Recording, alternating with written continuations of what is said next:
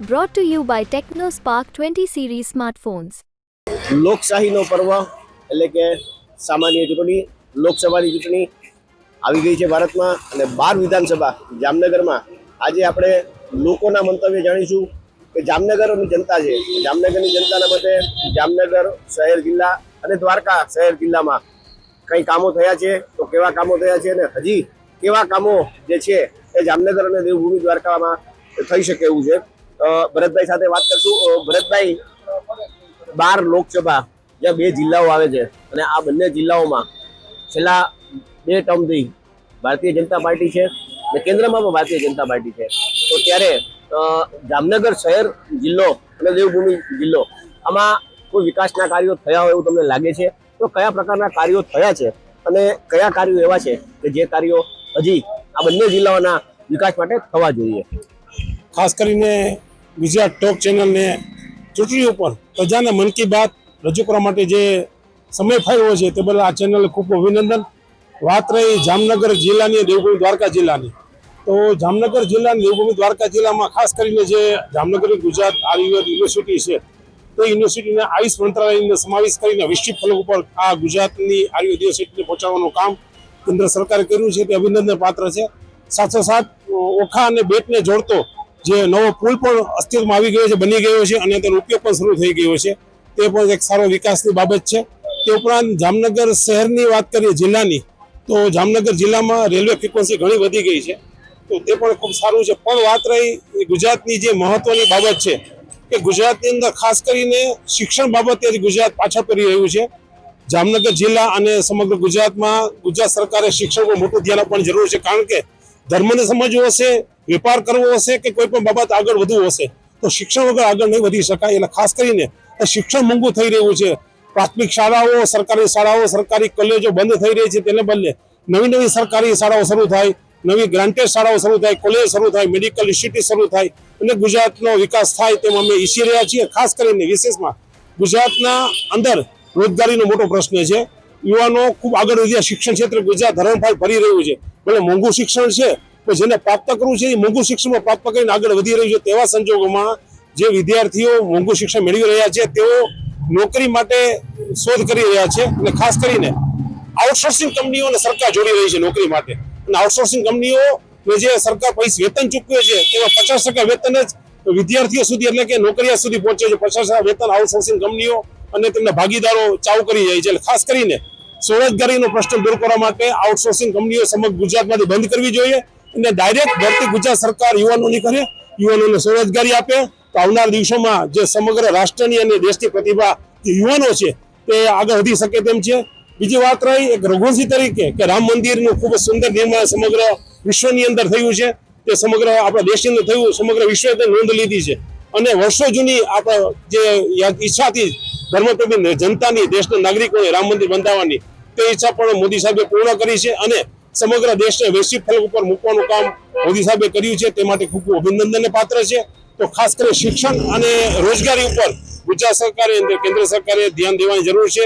વાત રહી અલગ અલગ વિકાસ ધામોની, દ્વારકાનો ખૂબ વિકાસ થઈ રહ્યો છે યાત્રાના દ્રષ્ટિએ, તે ઉપરાંત પાલિતાણા છે, ખાસ કરીને જે વીરપુર છે સમગ્ર વિશ્વની અંદર એકમાત્ર એવું મંદિર છે કે એક પણ રૂપિયો લેવાની મનાઈ કરવામાં આવેલ છે, સ્વીકારવામાં આવતું નથી, તો વૈશ્વિક ફલક ઉપર વીરપુરને પણ એક યાત્રાધામના વિકાસમાં જોડી અને ડાયરેક્ટ ત્યાં ફ્લાઇટ વીરપુરની અંદર શરૂ કરવામાં આવી, અલગ અલગ ટ્રેનો સમગ્ર દેશમાંથી જોડતી ટ્રેનો શરૂ કરવામાં આવી વીરપુરની અંદર।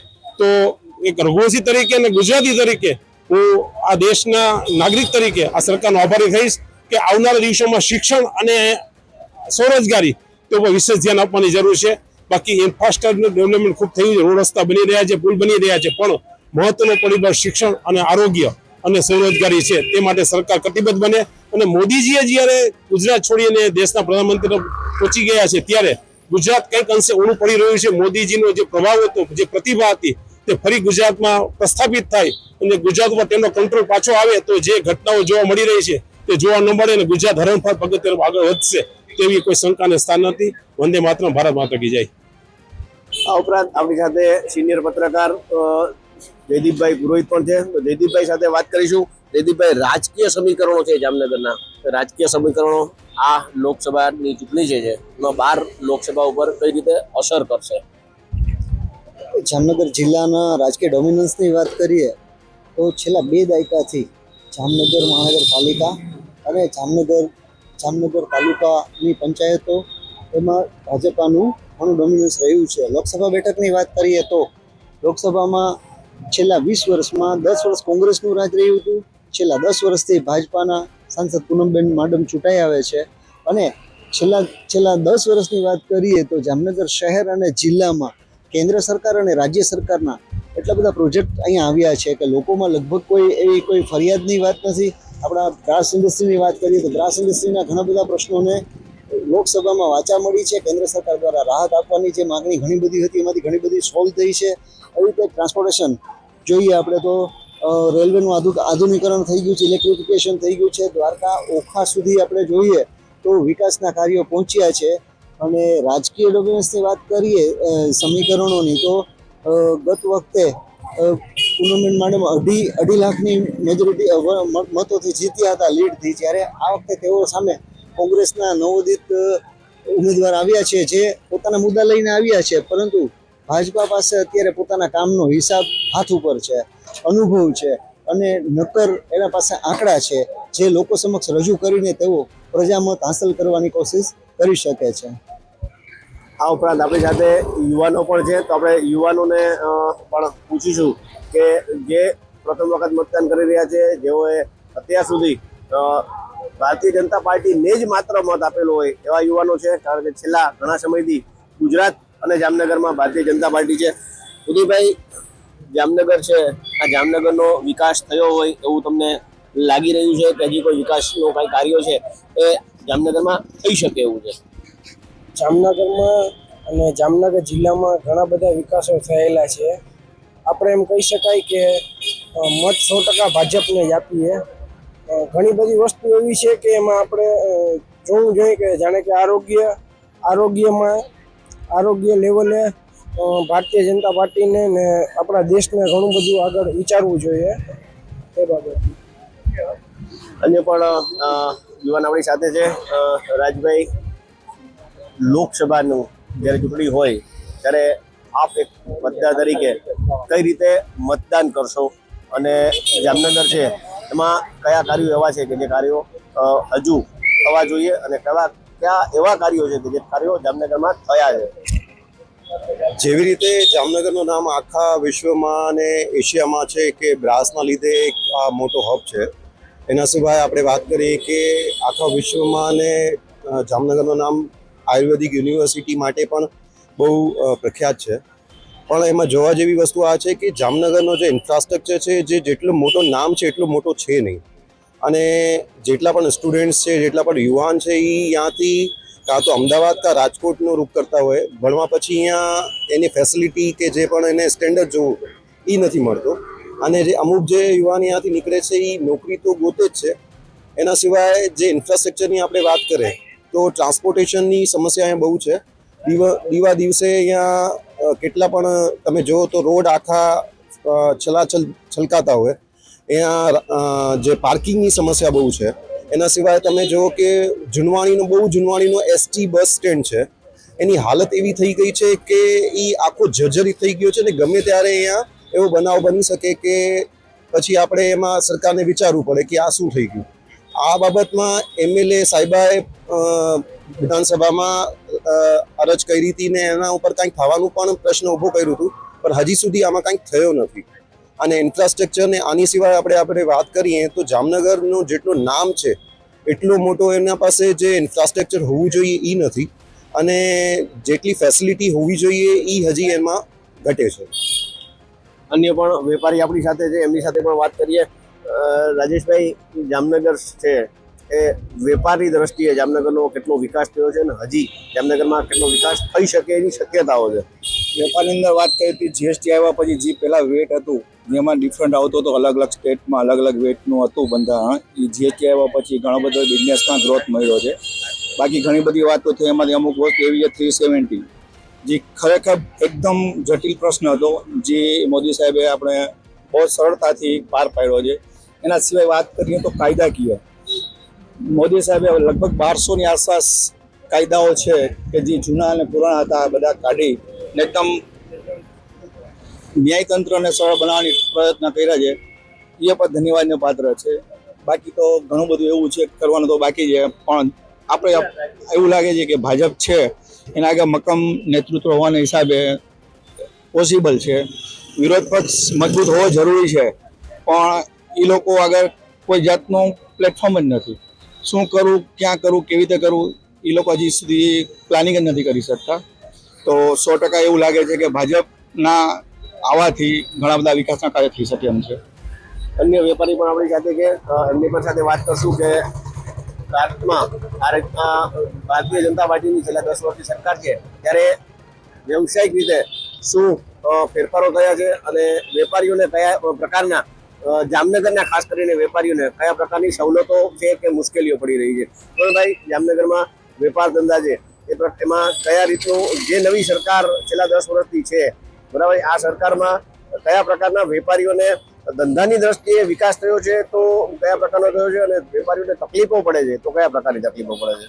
વેપારીઓને ઓમ જુઓ તો ખાસ કરીને કોઈ બીજી તકલીફ નથી, પણ તકલીફ આની અંદરમાં તો જીએસટીના જે રોજે રોજ બદલતા કાયદાઓ છે કે અત્યારે 18% જે જીએસટી સામાન્ય અત્યારે ઇલેક્ટ્રોનિક વસ્તુ કે દવા કે બધામાં લાગેલો છે. અમુક અમે એવી આશા રાખીએ કે જીએસટીના કાયદાની અંદરમાં થોડોક રાહત રહીએ તો કસ્ટમર બેઝે વધારે મોટો થઈ શકે. અને જામનગર એક એવો બેઝ છે કે જ્યાં બધા બિઝનેસનું નાનું મોટું હબ છે. ઇલેક્ટ્રોનિક માર્કેટ કયો કે બ્રાસ કયો કે સોની કયો કે ગમે નાના મોટા બધા ઉદ્યોગો ને કાંઈક ને કાંઈક કન્સલ્ટિંગ થયેલા છે. અને ગુજરાતની અંદરમાં તો નાના મોટા બધા ધંધાની અંદરમાં અત્યારે આખા વિશ્વભરની અંદરમાં હાઇલાઇટ થયા છે. અત્યારે આપણા ભારત દેશની અંદરમાં અત્યારે ગુજરાત મોખરે છે બધા વેપાર કરવા માટે કે બધા ઉદ્યોગો માટે. તો ખાસ કરીને તો જીએસટીના કાયદાની અંદરમાં થોડુંક રાહત મળે ને થોડુંક જીએસટીનો દર ઓછો થાય. અને 10 વર્ષથી જે સરકાર છે તો 10 વર્ષથી સરકારની અંદરમાં અત્યારે ઘણા બધા ઇન્ફ્રાસ્ટ્રક્ચર્સના કામ ચાલુ જ છે અત્યારે. તો હજી એની જ સત્તાની અંદરમાં એ કામ પૂરા થાય એવી અમે ટૂંકમાં આશા રાખીએ છીએ કે આ પાછી સરકાર એમની આવે અને આ જે અધૂરા કામ છે એની સરકારની અંદરમાં જ પૂરા થાય. અમે એવી અત્યારે ટૂંકમાં આશા રાખીએ છીએ આવનારી સરકાર પાસે. આપણી સાથે અન્ય સામાજિક કાર્યકર પણ છે જેમને જામનગરના અનેક સામાજિક પ્રશ્નો વિધાનસભા સુધી પણ પહોંચાડેલા છે અને જામનગરની જે લોકલ બોડી છે એમને પણ આપેલા છે. તો કિશોરભાઈ, પ્રશ્ન એવો છે કે જામનગર શહેર, જિલ્લો દ્વારકા, જ્યારે 12 લોકસભાઓ 2 જિલ્લાઓ હોય ત્યારે આ જિલ્લાનો કયા પ્રકારનો વિકાસ થયો છે અને હજી એવું શું કરી શકાય એવું છે કે જામનગર અને દ્વારકા જિલ્લો છે એ વધારે ને વધારે આગળ વધી શકે અને આવનારી ચૂંટણી છે એ કેટલી આના માટે અસરકારક રહેશે? તો દર્શનભાઈ જે પ્રશ્ન પૂછ્યો, મારી પહેલા ઘણા બધા લોકોએ કીધું છે અને સરાહનીય છે, પણ સરકાર આવે તો ઘણા બધા પ્રશ્નો જે રોડ રસ્તા જે પુલના જે કામ અધૂરા છે અને જે જામનગર દ્વારકાનો વિકાસ નથી. શિક્ષણ ક્ષેત્રે ભરતભાઈ કાનાબારે ઘણું બધું કીધું છે, એ પણ જરૂર છે. અને બીજી અમારી રજૂઆત છે કે શહેરની અંદર જે ખાનગી હોસ્પિટલો છે એ ઉઘાડી લૂંટ ચલાવે છે. તો સરકારે હોસ્પિટલો સામે સતત જાગૃત બની નવી હોસ્પિટલ ખોલવી જોઈએ અને જે હોસ્પિટલના જે ખાનગીના કાયદા જે લેબોરેટરીના એવા અનેક પ્રકારના કાયદામાં કોઈ પણ દર છે એ દર નક્કી કરવા જોઈએ અને ખાનગી હોસ્પિટલને ઉઘાડી લૂંટ બંધ કરવી જોઈએ અને શિક્ષણનું જે ખાનગીકરણ છે એ ખાનગીકરણ બંધ કરાવવું જોઈએ. ભરતભાઈ કાનાબાની વાત છે અને હું સમર્થન આપું છું. આવી રીતે જો સરકાર વિકાસ કરશે તો એને ખૂબ જ મદદ મળશે. સામાન્ય જનતાને પ્રશ્ન છે તો એને લાઇટ, પાણી, વીજળી, જેમ કે જ્યાં અત્યારે સ્માર્ટ મીટરનો પ્રશ્ન છે તેની સામે પણ અમારી સંસ્થા ખૂબ જ લડત ચલાવે છે. તો સ્માર્ટ મીટર છે એ પબ્લિકને, ગ્રાહકોને નુકસાન કરતા છે અને જે કોઈ હાઉસ ટેક્સ છે, જીએસટી છે, દરેક વેરા છે એ સરકાર છે એ વર્ષ પૂરું થાય ત્યારબાદ ઉઘરાવે છે. તો ફક્ત પાવર હાઉસ, પીજીવીએલ એડવાન્સ શા માટે ઉઘરાવે છે તે પણ એક પ્રશ્ન છે. તો પણ આ સ્માર્ટ મીટર પણ બંધ થવા જોઈએ. કુલ મળીને એવું કહી શકાય કે જામનગર અને દેવભૂમિ દ્વારકા બંને જિલ્લાઓમાં વિકાસ તો લોકોના મતે થયો છે, પરંતુ ઘણા બધા એવા પણ પ્રશ્નો છે જે પ્રશ્નોનું નિરાકરણ એ પણ સરકારે એની સામે જોવું પડે એવું છે. અને જામનગરમાં ઘણા બધા નાના મોટા શહેરના અને જિલ્લાના પ્રશ્નો છે. તો આવનારી લોકસભા જે ચૂંટણી છે આમાં હાલ તો ભારતીય જનતા પાર્ટી તરફથી પૂનમબેન માડમને જ ટિકિટ આપવામાં આવેલી છે અને 2 વખત પૂનમબેન માડમ છે એ જામનગરના અને દેવભૂમિ દ્વારકાના સાંસદ રહી ચૂક્યા છે. ત્યારે કોંગ્રેસ પાર્ટી દ્વારા જિલ્લા પંચાયતના સદસ્ય એવા જીપી મારવિયાને પણ મેદાનમાં ઉતારવામાં આવેલા છે. તો પાટીદાર ફેક્ટર કામ કરશે કે ભારતીય જનતા પાર્ટીનું જે વિકાસનું મોડેલ છે એ કામ કરશે, એ તો હવે આવનારો સમય જ દેખાડશે. દર્શન ઠક્કર, ગુજરાત તક, જામનગર.